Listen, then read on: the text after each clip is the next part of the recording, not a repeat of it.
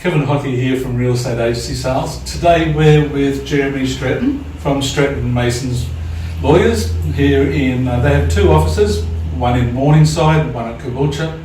And we're here with Jeremy and we've got a few questions we'd like to fire at him. So let's start it and see how we go. Jeremy, how are you, mate? Very well, thanks, Kevin. Awesome to see you. And Greg Newsom as well from our office. See you, Greg. Okay, got a few questions for you, Jeremy. If you could talk to us about the Form 6s. So when we're selling rent rolls and we've got Form 6s, we're looking to arrange to be transferred across to the buyer at settlement. What's your thoughts there? What's the difference, first of all, between the Form 6s and PAMDs? Well, the Form 6s are a much simpler form in my view, that were brought in back when they brought the Property Occupations Act in.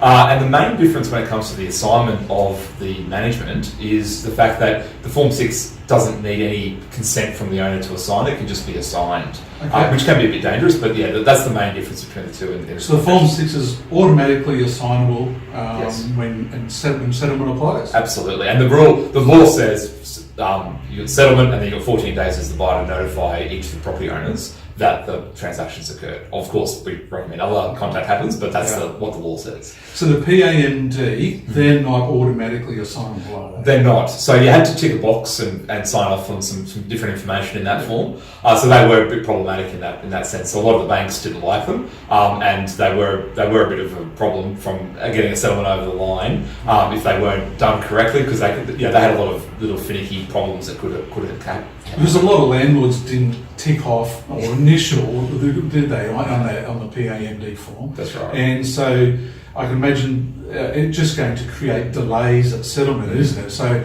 once it goes unconditional, then we've got to go through that process of getting that new paperwork created or ensuring that those PMDs are ticked off. But that's right. Well, as we know from the experience since the Form 6s have come out, we've had a lot less second and third settlements.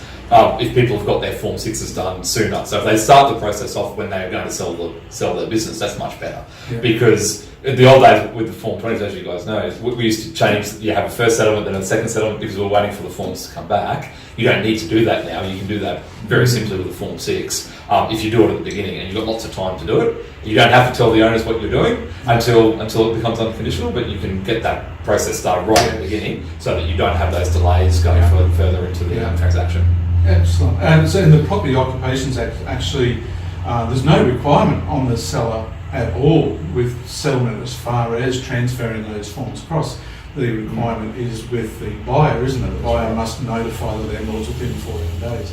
That's what you were saying there before. Important for the landlord, for the seller, to notify those landlords. Well, let's face it, the Form 6 is the asset, isn't it? It's the intellectual property, it's the business that you're selling. And just good client management is having that conversation with your owners and making sure that they know what's going on, because the last thing you want them to receive is a letter from another real estate agent down the track going, who the heck's this? And go to their lawyer, what's this all this about? And then you get some smart lawyer who goes, oh, you can terminate because this hasn't been done properly.